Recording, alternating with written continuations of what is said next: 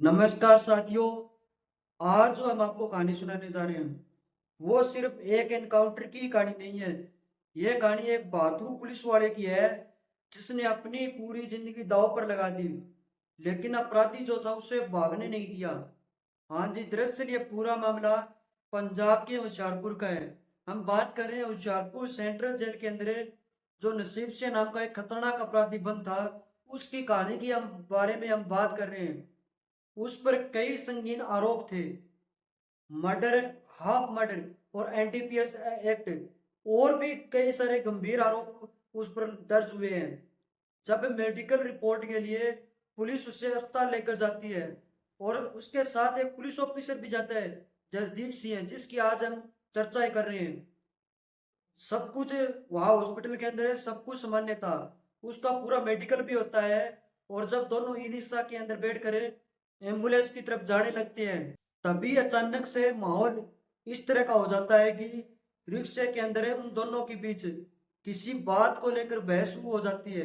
बहस इतनी बढ़ जाती है कि देखते ही देखते नसीब सिंह अपने पास से चाकू निकाल लेता है।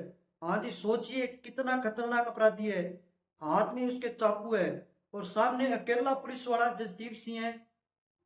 लेकिन यहाँ जो हुआ, यहाँ पर जो सीन दृश्य जो घटा था, उस वो अक्सर फिल्मों के अंदर ही देखने को मिलता है।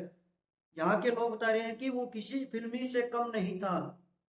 और सीसीटीवी फुटेज के अंदर साफ तौर से दिखाई देख सकते हैं कि जसदीप सिंह ने पहले उसे समझाने की बहुत कोशिश की। उस अपराधी को बार बार कहते रहे कि चाकू नीचे फेंक दो, आप सरेंडर कर दो।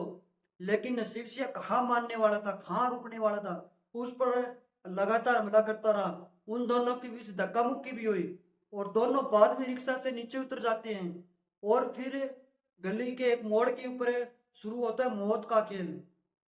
सबसे बड़ी बात तो यहाँ पर ये आती है कि कैदी के जो हथकड़ी लगी हुई थी, जो बंधी हुई थी, वो उसकी जो रस्सी थी वो जसदीप सिंह के हाथ में थी।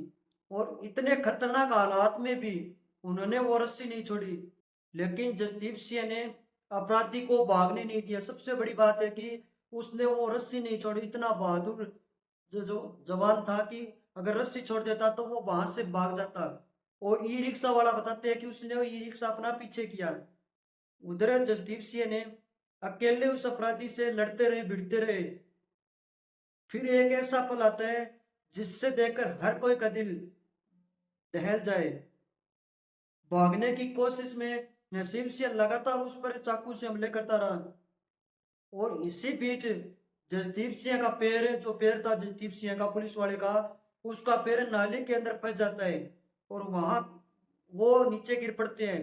लेकिन गिरने के बाद भी इस हालात के अंदर भी उसने रस्सी नहीं छोड़ी और उसने अपनी जान की परवाह किए बिना उसने सिर्फ ड्यूटी को चुना। वो जवान में वो जज्बा था, वो हिम्मत थी जो हर किसी में नहीं होती आजकल। अब हालात इतने खतरनाक हो चुके थे कि जसदीप से जो पुलिस वाला था उसे गोली चलानी पड़ी।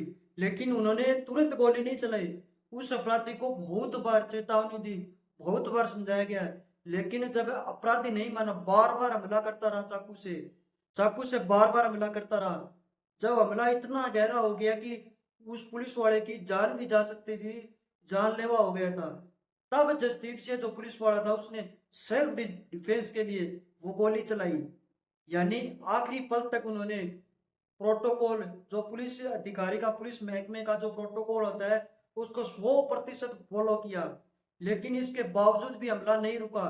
तब जाकर उसने दूसरी गोली को भी चलाना पड़ा। और जब दूसरी गोली चलाई तो नसीब सिंह की मृत्यु हो चुकी थी, मौत हो चुकी थी। अब इस घटना के बाद सबसे बड़ा सवाल ये उठता है कि उस अपराधी के पास चाकू आया कहाँ से। एसीपी संदीप कुमार बताते हैं कि जब उसे जेल से बाहर निकाला गया था, वहां से लाया गया, उस समय चेकिंग हुई थी। उस वक्त उस अपराधी के पास कोई किसी प्रकार का हथियार नहीं था। क्या अस्पताल में किसी ने उसकी मदद की थी? क्या किसी ने उसे चाकू पहुंचाया था? या फिर पहले से कोई साजिश, कोई प्लानिंग थी? अब इसकी जांच की जा रही है पूरी। लेकिन इस पूरी घटना के बीच साफ दिखाई देता है कि जसदीप सिंह उस वक्त डरे नहीं थे। वो रस्सी छोड़ते तो आज वो खतरनाक अपराधी वहां से भाग चुका होता। सोचिए, जगदीश सिंह जो अब पुलिस वाला है उसका भी एक परिवार है, उसके भी माँ बाप है, बीवी बच्चे भी हैं, लेकिन उसने उस वक्त अपनी जान की परवाह किए बिना, अपने परिवार की परवाह किए बिना अपनी ड्यूटी को चुना। शायद इसी वजह से आज लोग उनकी बहादुरी को सलाम कर रहे हैं। फिलहाल पुलिस पूरे मामले की जांच कर रही है। आखिर चाकुर आया तो आया कहां से? दोस्तों, आप इस घटनाक्रम को किस प्रकार देखते हैं? आप अपनी राय कमेंट के अंदर जरूर लिखिए। हमारा ये सिर्फ आपसे दो सवाल, इन दो सवालों के जवाब आपको जैसे भी पता है, जैसे भी दिमाग के अंदर आ रहा है, जरूर दीजिए। क्या जसदीप सिंह ने जो किया वो सही किया? क्या ये पूरी तरह से सेल्फ डिफेंस था, या फिर उस या कोई प्लानिंग थी पहले से ही? कमेंट के अंदर जरूर बताइए। और ऐसी ही कहानी रोज देखने के लिए हमारे YouTube चैनल स्वदेशी न्यूज को सब्सक्राइब कीजिए। धन्यवाद।